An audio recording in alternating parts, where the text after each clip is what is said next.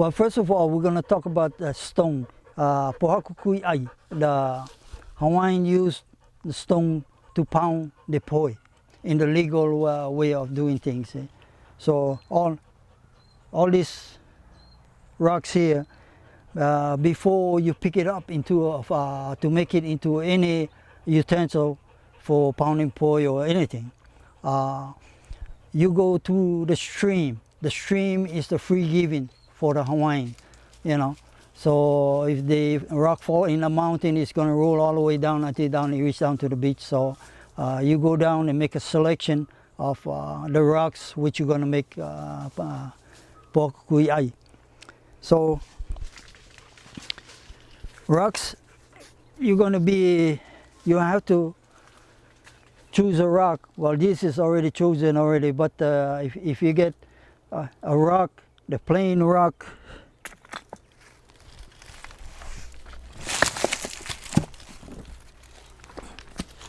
this is the type of rock we're gonna look. See, something that's smooth, have no grain in them. You could hardly see the grain. If you turn the sideways, you could see grain running here. This is what you don't want, you know, in a poi pounding stone or any stone what you're making. So you want to find balls of rock in the stream. You make a selection as you go in the stream, pick up each one, and after you look, you think it's good enough for you, then put it on another rock in the stream, then leave it go and make a couple more selection. After you make about 6 selection, then about time you're supposed to make up your mind which one you want.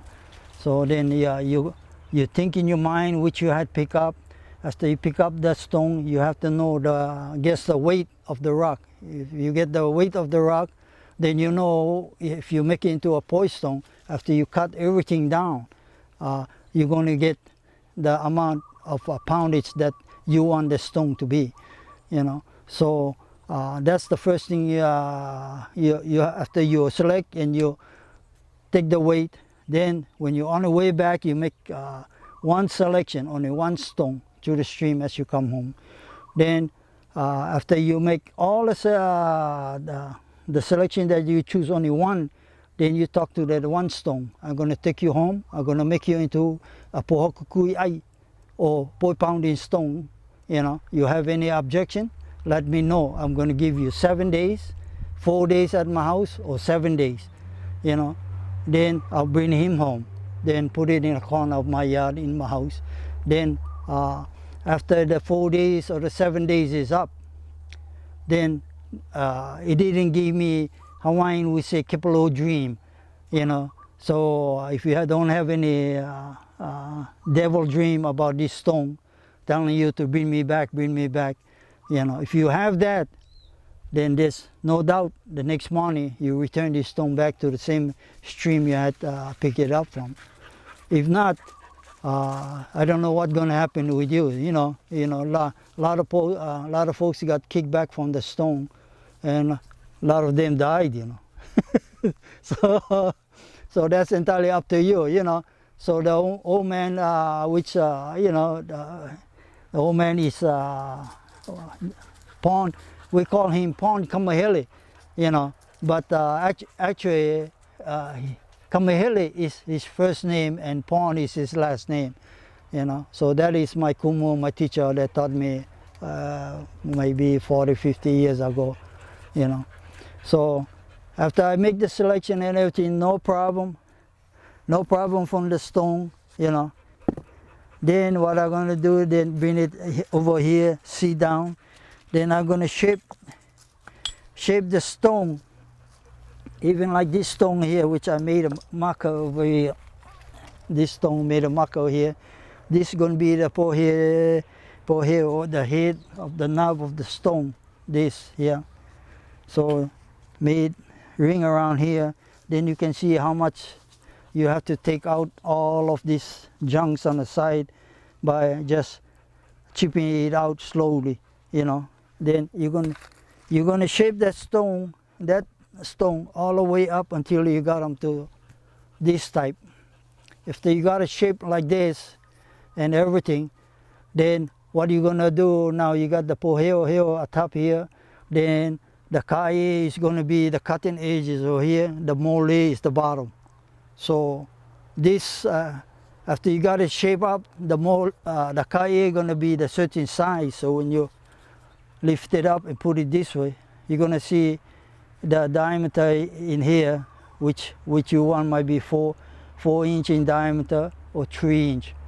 Then after you got it all smoothed down and everything, then you bring it back up this way. Then this pūlehu here on the top, the head is, we call it a doorknob, which you gonna, you want it that big, you're gonna make it that big. You want a little smaller, you can make it smaller. Then what we do, we put a chalk mark ring around here. After you get a ring around here, then this is the portion where you're gonna chip with your mason hammer or your cold chisel or Hawaiian way, pohaku to pohaku. So what you're gonna do is chip slowly, no faster than this. That's why the glass is always on my eye too, you see. Then just move, move along slowly until you make a ring around this rock here. Then from there, then you put it down, go down, put it down. Then each time you're gonna find this will get deeper, So it gives you this portion of the depthness what you want going down slowly. Then you're going down slowly, bring it out, bring it out, bring it out, bring it out. Go right around until these two can touch right in there. If you get it that close, you're doing good. If not, it's going to be wide open. So this is the time where when you work in the stone, I'm going to tell you in Hawaiian, Hana Malia. This is my kumu told me to Hana Malia. He said, if you don't understand that word later on, it's going to bite you. Then you're going to be grumbling among yourself. See? So after you cut it down all the way down to close to the sky edge, then you bring in this way, then you tap in this way, going in. You don't tap it this way because this will break off. So then as a pūlehu you're going to get. So this one here is the same thing. You tap slowly, You're thinking you're not going no place, but if you put quite a lot of hour in them, you're going to finish it up. So after you got all this thing, you got it this way. So when you got it this way, from there it's going to come this way. So then that's how you're going to make this thing. When you cut this thing and everything, then this will fit right on this. And if these two fingers touch each other, that's the size you're going to need. It's going to be a guaranteed 1.5 inch in diameter. I didn't go to school and what, but I'm using that pretty hyperbolic way to me, inch. So, but then after you get it down that way, then it's going to fit. If this thing is cut down a little bit more down, it's going to fit more easier for you. But if you're making it for yourself, well then you figure it's enough, then you can pound your poi with them, I feed the poi to this poi stone because that's what it's made for pounding the poi or pounding limu and whatever thing the wahine use from. So after you get it down this way, then you sandpaper apu with the same type of stone, or this is one other stone, sandstone we're making for this top part or it break off. So then I use this as a to sand it down, or this way sand it down, this way around here. But if you work in the water, you're gonna find that it's easier to work in the water because the water will wash all the break off what you had to do and made it, and it'll come real smooth. So that's the only way you're gonna make poi pounding stone. And you can use mason hammer, regular carpenter hammer. You can use cold chisel. You can use a big cold chisel and hold it this way. And that's the way my teacher used. Okay? So either way, you make up your choice which you want. So after after you complete, make the stone and everything, feed them, pull out some taro, then cook them, then pound, use them for pound.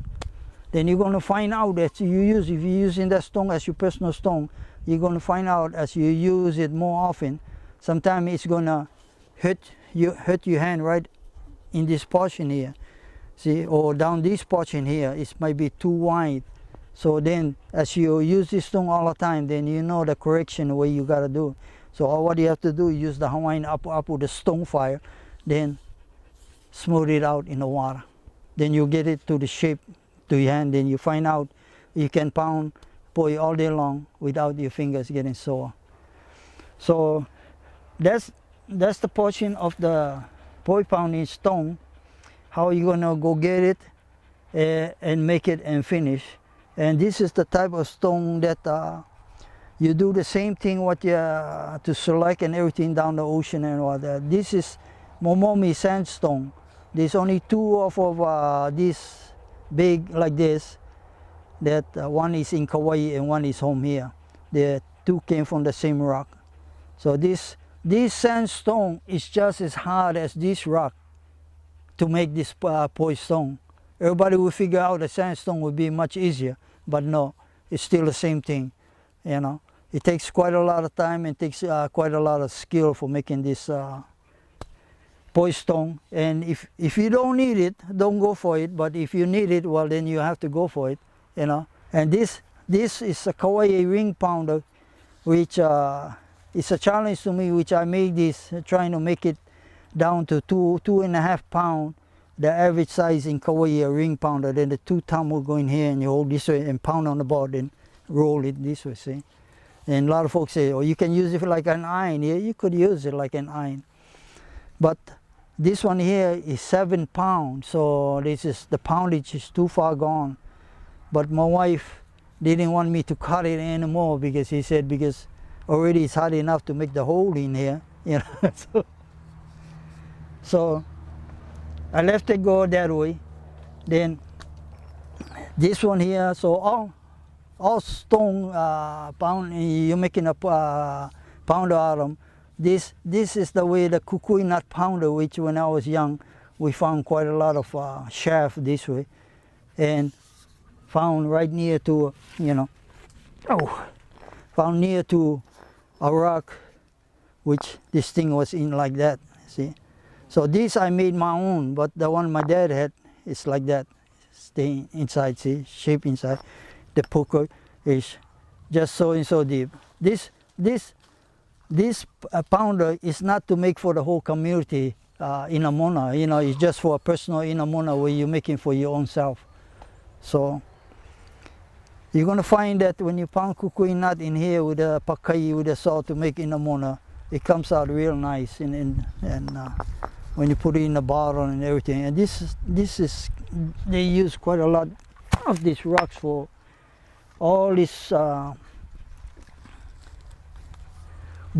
This is what I was trying to make it to, just about 2.5 pound, a Kauai ring pounder, same like this one. But I couldn't make the hole any bigger, and if I put 2 thumb inside, so I just put it this way. I should make a stir pounder, a Kauai stir pounder, which just have a hole here where your forefinger can go in, and you just hold it this way and pound your taro. Then if you have a stir pounder, which I seen, there's two groove on the top and 2 groove on the side where you can put your finger like that, and the bottom and everything will be the same for pounding. So Kauai have the largest, not the largest, but the most poi pounding stone which they use for pounding poi, all different type. So they have sandstone and this grayish fine balsad rock. So if you want to make poi pounding stone, then that's all you're going to have to do. There's no other trick to that or anything. The trick is water. If you put it into water, you don't have to inhale all the dust, you know.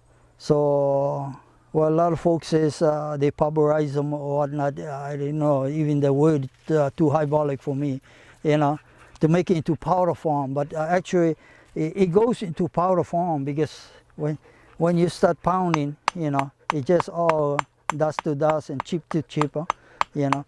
But if you do the pounding for making any rock things, put on your glasses because that's what it calls for. So that is what about poi pounding stone. And if you make your poi pounding stone, then you have to get your papakui ai. Poi pounding stone. If you have a poi pounding stone and you have your board, this board here is, I think, it's just about 16-inch wide. 16-inch wide, I think, just about 2.5 feet, I think. If you make it 3 feet, and you get about 20 inches or 22 inches wide this way, all what you have to learn, because poi board is not deep. Poi board, if you're making the depthness in this board, you just get a flat piece board, just run it across. Then you can see how many inches. If you put it here, you run with your measurement, you're going to come out where they're just about 1.5 inches, might be 2 inch deep. You know, you don't have to go any deeper than that because unnecessary. But if you're making a small board, this is a personal board for your own self, pounding for your family, because you'll be pounding about quarter bucket or half. Well, we say quarter bag or half bag or 1 bag. 1 bag, this board is too small. So if you pound about 1 can, we say quarter bag, you find it's pretty a challenge on this board because it's not wide enough and not big enough. But for your own house use, you're gonna need this, you're gonna need one of the poi stone, you know. So then next to that is your hard work, the kalo. In a taro patch, you know, you have to grow your own taro. This is how the log, we're going to cut the log from the main tree. Then after we cut it down both ways, the length what we want, then this is what we're doing with a power saw. This is a modern way of doing things. When you cut with a power saw right down in half, then you got 2 board. See, after you cut it right in half, then you're gonna put that side that you had cut flat on the ground, and this portion is the natural portion of the tree here. So what you're gonna do is just cut the high spot, then you get the bottom of the board, you see. Then you cut your 4 corners out, you know. Then you're gonna get it in half already, this half. Then on the power saw you're gonna draw a marker in there, which what we do is just rip it this way, shake it all out, dig it all out in here. Then you get it almost complete. All what you have to do is now get the sand it out smooth. Then get that apu Hawaiian file, put water in them, and just rub the whole body inside. Then you'll get it all smooth out with Hawaiian way and modern tool used together. So something will be much easier. Everybody says it takes a long time and everything, but if I tell you the true fact of how the old people used to do them, then you won't believe me anyway. Because if you cut a tree down, if you put you yourself in your forefather days where there were no power saw or anything, you know, so to cut a big tree might be 4 feet in diameter, 200 something feet high. In order to cut it down with a stone axe, you know, you kind of doubting yourself, even how much more backwards you're trying to put yourself, you know. So what me and my kumu discuss about, so he tell me, you akamai enough, so you think, how did the old people cut that big trees down? I said, well, when Pele came, you know, with his lava flow, there was no tree standing after that, you know. So he told me, That's right. Eh?